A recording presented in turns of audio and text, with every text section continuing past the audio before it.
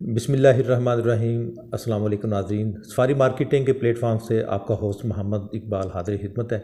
आज की वीडियो में नाज़रीन हम डबल ए ब्लॉक के बारे में डिटेल के साथ डिस्कस कर लेंगे कि इसका आगाज़ कब हुआ, इसकी इनिशियल प्राइस क्या थी, प्राइस कहाँ तक गई, प्रेजेंट प्राइस क्या है और डेवलपमेंट क्यों नहीं हो रही। लगभग रेजिडेंशिया के अंदर कमोबेश 25 से 26 ब्लॉक है और सबसे जो लास्ट ब्लॉक जो अनाउंस हुआ वो डबल ए ब्लॉक है। 16 में जब अनाउंस हुआ तो इसकी तकरीबन 12.5 लाख इसमें इंक्लूडिंग कॉस्ट ऑफ लैंड और डेवलपमेंट चार्जेस शामिल हैं इसके अंदर।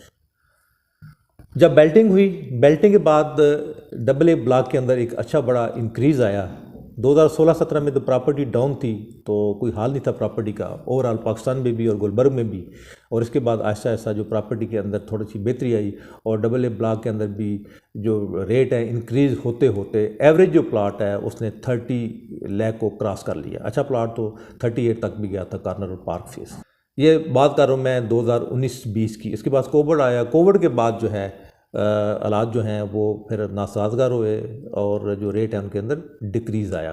प्रेजेंट सिचुएशन में नाजरीन जो डबल ए के ब्लॉक के अंदर ही नहीं, पूरे गुलबर्ग रेजिडेंशियल के अंदर जो नॉन डेवलप सेक्टर है उसके अंदर 50% का डिक्रीज़ आ चुका है।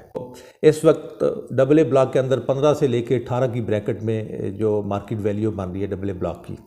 बाकी जो ब्लॉक है उनकी बात कर लीजिए तो जो अब उसका रेफरेंस मैं पी ब्लॉक को रखता हूँ।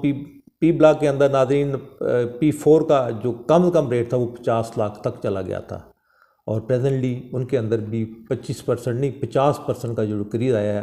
50% डिक्रीज़ के साथ आज भी यहाँ पे जो 25-26 में आपको प्लॉट मिल जाता है 7 मरले का।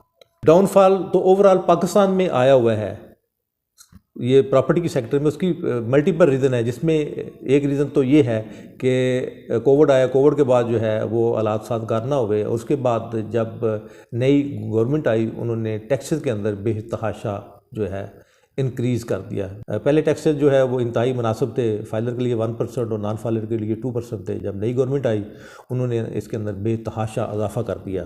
10 से 12% जो है वो नॉन फाइलर के लिए, जबकि जो फाइलर था उसके लिए 3% कर दिया। और एक और कैटेगरी निकाल ली जनाब, वो ये थी कि जैसे वापडा के अंदर अगर 200 यूनिट से कम है तो एक रेट है, 300 के बाद और है, 400 के बाद और है। तो यहाँ पे भी टैक्सेस वाले भी थी। मेरा ख्याल है कि एक साइंसदान आया, उसने एक कह दिया कि जो टाइमली विद इन टाइम जो है वो अपनी टैक्स रिटर्न फाइल करेंगे उसके लिए जो है वो 3% टैक्स है। जो लेट फाइलर है उनके लिए उन्होंने नई स्लैब बना दी कि आप 6% टैक्स देंगे।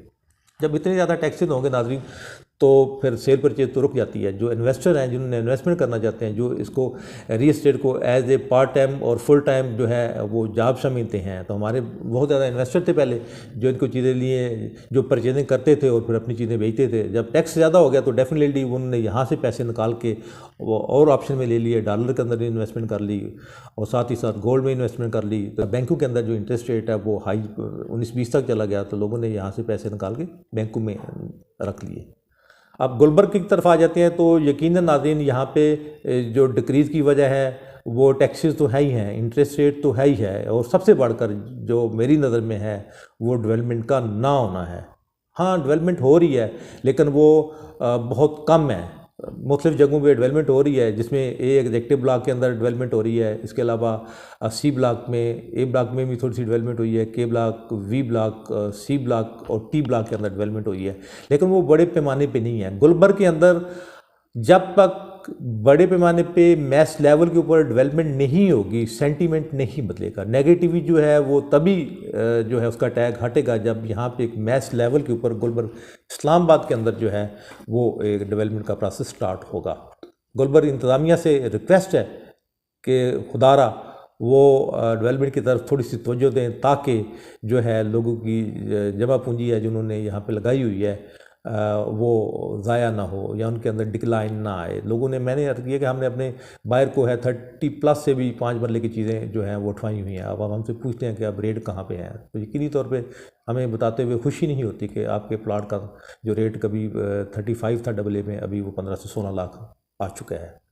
दूसरी तरफ नाज़रीन एक चीज़ ज़हन में रखेंगे, जिन लोगों ने आज से कुछ 10 साल पहले गुलबर्ग को विज़िट किया तो वो देखेंगे कि यहाँ पे तो कुछ भी नहीं था, ना रोड से ना और भी किसी किस्म की डेवलपमेंट ऐसा नहीं थी। लेकिन जब आप वो बंदा जिसने 10 साल पहले गुलबर्ग को विज़िट किया है और जिसने आज विज़िट किया तो ज़मीन आसमान का फ़र्क है। नाज़रीन एक चीज़ मैं बताता चलूँ कि ये नहीं कि गुलबर्ग इस्लामाबाद के अंदर ही सिर्फ डिक्लाइन है, और भी जितनी भी छोटी बड़ी सोसाइटीज़ हैं वहाँ पे भी एक डाउनफॉल चल रहा है।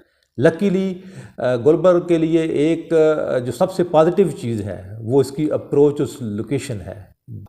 उन लोगों से रिक्वेस्ट है कि जिनकी यहाँ पे नॉन डेवलप सेक्टर के अंदर प्रॉपर्टी है, अनटिल अनलेस आपको कोई बहुत ज़्यादा फंड की रिक्वायरमेंट है, कोई ज़रूरत है, तभी आप अपनी जो प्रॉपर्टी है गुलबर्ग के अंदर से डिस्पोज ऑफ करें। दूसरी तरफ यहाँ पे एक अपॉर्चुनिटी है नए लोगों के लिए जो लॉन्ग टर्म इन्वेस्टमेंट करना चाहते हैं। मैं मेंशन कर रहा हूँ लॉन्ग टर्म इन्वेस्टमेंट के लिए अभी बाइंग का मौका है, रेट नीचे आए हुए हैं। और एक और चीज़ मेरे नज़दीक लॉन्ग टर्म का जो पीरियड है वो कम से कम 8 से 10 साल है। जब भी आप नॉन डेवलप में या इंस्टॉलमेंट में नाज़रीन कोई भी चीज़ लें तो आप कम से कम अपने ज़हन के अंदर 8 से 10 साल मिनिमम रखें। इसी अपडेट के साथ मोहम्मद इकबाल आपसे इजाज़त है, मिलते हैं एक नई अपडेट के साथ। अस्सलाम वालेकुम व रहमतुल्लाह।